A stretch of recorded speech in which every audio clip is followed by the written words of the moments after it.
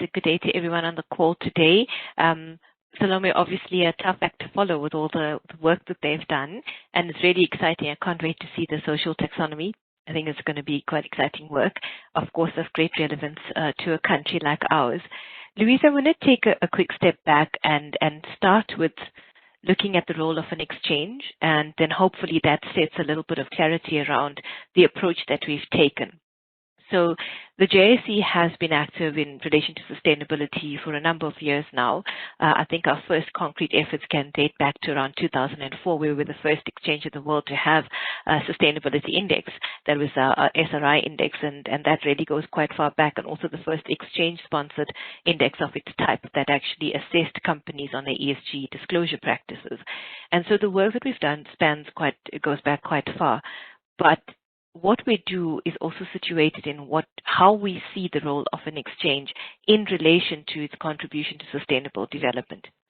Firstly, the exchange is not relevant if it's not delivering value to society. And so how do we conceive of that, and how do we then internalize the aims of sustainable development into the exchange? We've tried to craft that into our purpose statement, looking at the levers that we have at our disposal as an exchange, and so therefore where we're likely to have the largest impact and influence in relation to sustainability and achieving those aims. So we fundamentally believe that markets can and are a force for good in achieving and supporting sustainable development outcomes and value creation. What we've done is looked at 4 particular areas that we think we can actually carry out our activities to be able to do that in the optimal way. The first is in guiding our markets on the importance of sustainability disclosure and incorporating sustainability into investment considerations. If you can consider an exchange as a conduit for exchanges globally, are a conduit for trillions of dollars, whilst they themselves are not investors, they're conduits for that, and so have the opportunity to influence the flow of funds. And we sit at this juncture that is between issuers, which is the companies listed on our exchange, and the various instruments, and then of course the investors who actually come to market to buy and sell those instruments and trade on the market. And of course those issuers are also capital raisers, and those investors are very interested in what those companies do, and of course their disclosure has a large part to play in how investors are able to assess those companies from an investment and a favorable investment perspective. So the first area, of course, is the substance of what John is going to cover just now in terms of our guidance, but I'll quickly go through the rest and what we do. The second, of course, is obvious, is implicit, and is behave in a manner that ourselves consider sustainable areas, and we actually, as a corporate, ensure that we behave in a way that is consistent with the aims of sustainable development, and we have explicitly considered that in the way we run our business, how we manage our environmental footprint, how we manage our employees, and our social footprint, and the likes, and what is its role, particularly within the South African economy, but of course more broadly in the context of what exchanges do. The third is to provide the tools and services that facilitate responsible investing and that reorientation of capital flows to more sustainable development. Now, the need to put this down explicitly is because we have an opportunity. We could take a step back and not do anything in particular and keep to our knitting. But if we believe in wanting to be a conduit and to be a catalyst for change, then the need to actually go out there, sometimes have a build it and they'll come mindset, even if the market demand is not there, is necessary. And so in that regard, we have, for example, taken the lead in putting out frameworks, regulated frameworks for sustainability bonds, social bonds, green bonds, sustainability-linked bonds, and of course in April this year we went live with our transition bond offering as well under our transition segment. So I'm hoping what you can see is the idea of understanding what value you add, what context you operate in, and therefore how can you best move the aims of that.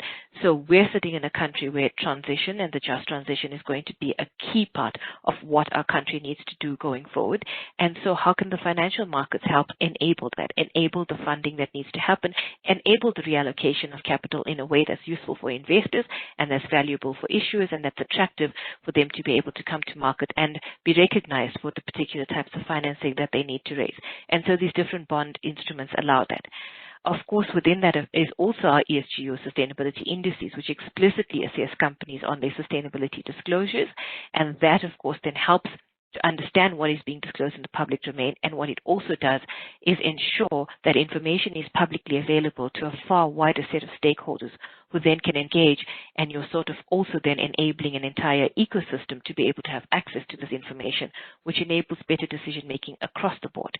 Because we know that stakeholders are not just investors, that stakeholders are broader than that, and how do we enable that? And then the last one, of course, is how do we use our central role as a connector, because we really are a connector within an ecosystem, to facilitate engagement and advocacy in relation to sustainability. Understanding that whilst we know the imperatives are there, and in many instances in this room we're probably preaching to the converted, it's not that clear-cut across the board that there is a broader understanding of the need to do these things and why they matter. And so how do we use our voice in advocacy and engagement in, for example, being able to work in the broader context of regulation, policy development, for example, the general ecosystem, ourselves contributing to that, but also learning from that. So as we do that, we're able to move in a more agile fashion and tailor what we do to make sure that we're constantly adding value to society and contributing to the aims of sustainable development. So that is really what we do and how we conceive of our ability to actually enable change and to advance the agenda for sustainable development. Now, I'm going to pause very quickly before I hand over to Jonathan to talk about the disclosure guidance. So in August last year, we embarked on the process under the mandate of our board to actually produce disclosure guidance for the market. I'm going to touch on it very quickly and broadly because John is going to go into the detail. But what we saw was a need coming from our issuers predominantly. In the time that I've been at the helm of this role, I've certainly seen a massive uptick in companies coming and saying, can you explain sustainability to us? Why does it matter? What's happening? We're getting questions from our investors. We're getting questions from other stakeholders. And we would like to understand further. There is an alphabet soup happening globally in relation to disclosure standards, some of what Salome has already reflected on. And so what can we do? We're also a globally exposed market. So that means that in many instances, the pressures that our issuers are going to feel are going to move way ahead of regulation, standard setting, and the like. And they're already, for example, feeling the pressure coming either from investors who are quickly wanting to know more about what they're doing in sustainability, and also from the regulatory developments in other jurisdictions, because a lot of that money flow that's coming in is already now being encumbered by regulation coming down from other jurisdictions. And so we had to think about what we could do. And it became very obvious that guidance could be the way to go, not reinventing the wheel, but really trying to help them understand what is happening globally, bring a level of local context together, and then see how we could make that relevant. Also, very important to help companies understand the difference between a broader ESG narrative and sustainability.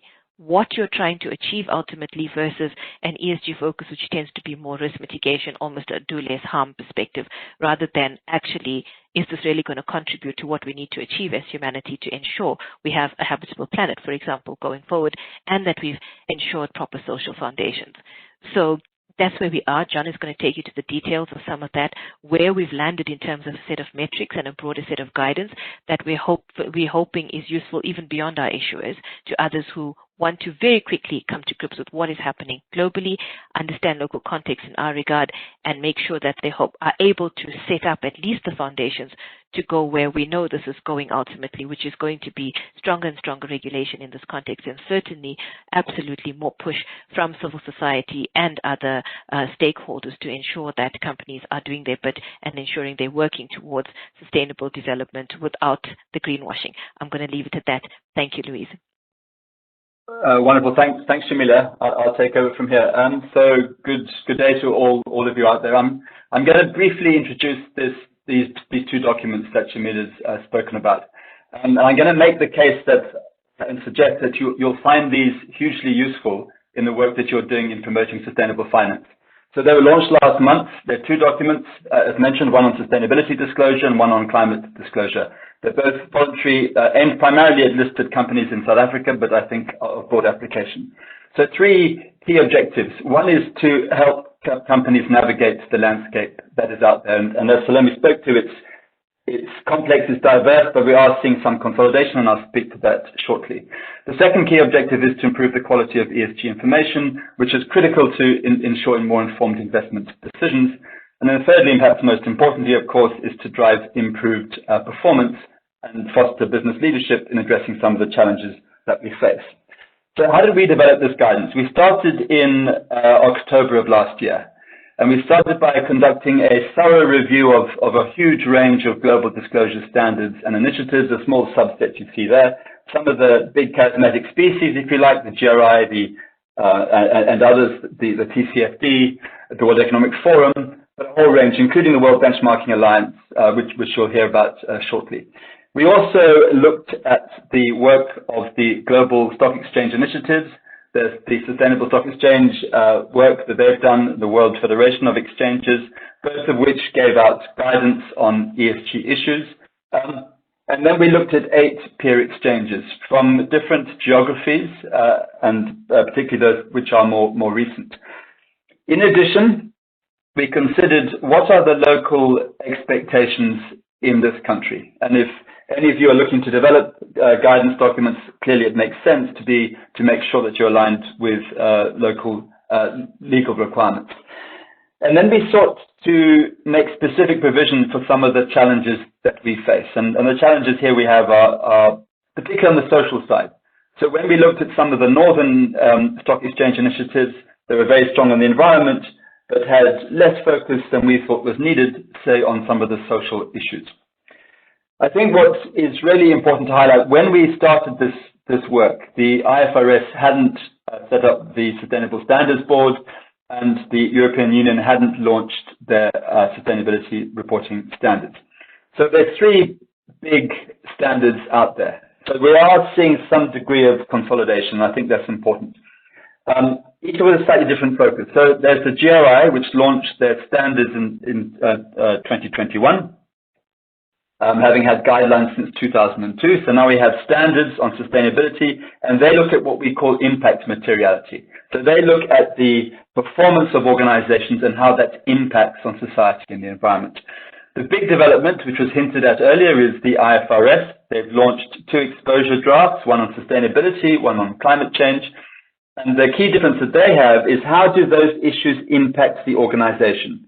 So that's what is financially material. Distinct, separate focus. And then in April this year, we had the European Union launching its draft sustainability reporting standards. And they adopted double materiality. So what are your big impacts on society and the environment? And how does society and the environment impact on the organization? So as with TCFD, TCFD looks at how climate change impacts an organization. What we've done with the JSE guidance document is to cover both impact materiality and financial materiality. In reviewing all of these guidance documents, we haven't tried to be comprehensive and cover all of them. We're rather trying to find points of convergence. Where are these different initiatives moving? We're not assuming things are static, but we are getting a sense of direction of change, and I'll speak to that shortly. We're not wanting to give companies more boxes to tick, but really helping them to analyze and digest this huge range of initiatives that are out there and give them clear guidance that will help them report on their performance, which is aligned with where the world is moving. So the first document is this sustainability disclosure guidance document. It has a bit of narrative input, says what is sustainability versus ESG, why report on it, how might you approach disclosure issues, and then most importantly, what information should we disclose? And that's where I'm going to spend a brief bit of time. So there's 2 broad kind of approaches to the disclosure. One is what we call sustainability narrative disclosure. So these are descriptions. We ask you to describe what you're doing around governance, around strategy, around management, and around metrics, targets, and performance. So the issue here is give a description on how ESG and sustainability is being addressed by the board, how it's being integrated in your strategy. And there's a whole set of questions that we have articulated in that document. I won't go into them now because of time, but I encourage you to have a look. And then in addition, we have a selection of metrics, so specific performance indicators, if you like, on a range of environmental issues, social issues, and governance issues. Following what we picked up from the World Economic Forum disclosure guidance from some time back, we've distinguished between core metrics, which we believe all organizations should seek to disclose, and leadership metrics, which are more aspirational and which the real leaders would be looking to disclose. We've adopted a double materiality perspective. So how do these issues impact the organization? And how does the organization impact on society and the environment? And we've tried to move to kind of outcome and impact metrics rather than output metrics. So not do you have a policy on safety, but what have been your, the results of your safety initiatives? Much more useful, we would suggest. So let me share an example. I'm going to share an example of one of the metrics, and this is to do with the challenge of inequality, which is absolutely relevant to our country. And some of you might have seen the World Business Council on Sustainable Development put out this document last month on tackling inequality, which is clearly a systemic risk and one which is bad for business, bad for the economies, and bad for society. It's one that we really need to address, and it's one that's relevant in South Africa. So there's various initiatives that one can take to address inequality. One of them, only one of them, of several, is around pay. So one of the sets, and this has been one of the more contentious set of metrics. In the draft document we put out, and we had comments on it, there are a number of organizations, business organizations and some companies that pushed back on the idea of having disclosure on the CEO remuneration versus the lowest paid and the median and so on. They pushed back against this. So we had to be clear as to why we've maintained it and how did we get these indicators. So what you'll see here is it gives you an example of what we've done for all the indicators, a set of metrics. So here you can see 4, 3 of which are core. So we expect all organizations to disclose these metrics. You can see the units, and you can see where we've derived these from. We try to be aligned as far as possible with existing initiatives, but we've also sought to reflect changing developments and advance the agenda. So on this issue around pay inequality, South Africa has the highest levels of inequality between CEOs and the average income ratio, and we can see this in this stat. This is in 2016. I haven't got the more updated ones, but it just gives you a sense there that we're an outlier. And this has got worse since 1994 when we had our democracy. So what we're calling for is some degree of disclosure on this issue. And certainly it's contentious, and understandably some businesses don't want to have this disclosure. I work in neighboring countries. I've worked in Mauritius and in Namibia, and there it's very hard to get companies to be really transparent on remuneration. So there's some pushback. But let's see where the world is moving. And in putting this guidance forward, we looked at where the regulatory requirements are going in South Africa. So draft requirements in terms of the changes to the Companies Act.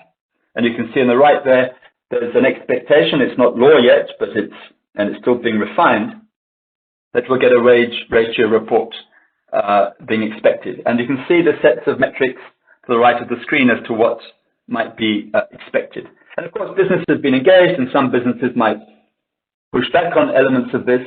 But then we said, well, where is the world at? So there's an expectation on this, fairly recent, well, since 2015, in the United States. So we looked at the SEC elements, and we've sought to draw from what they have, and we'll make these slides available, but you'll see an element of disclosure that's expected in the United States. We've also looked at the UK regulations, again, fairly recent, even more recent than on the SEC, but there's an expectation there around disclosure. So it's clear, while there might be some pushing back on this, this is where the world is moving. There's other debates that one can unpack where the world is moving and things are changing. We've sought to be aligned and reflect how that shift is happening globally. So that's just an example of one of the metrics. It's making the case that we've sought to be aligned with global best practice and anticipate key trends.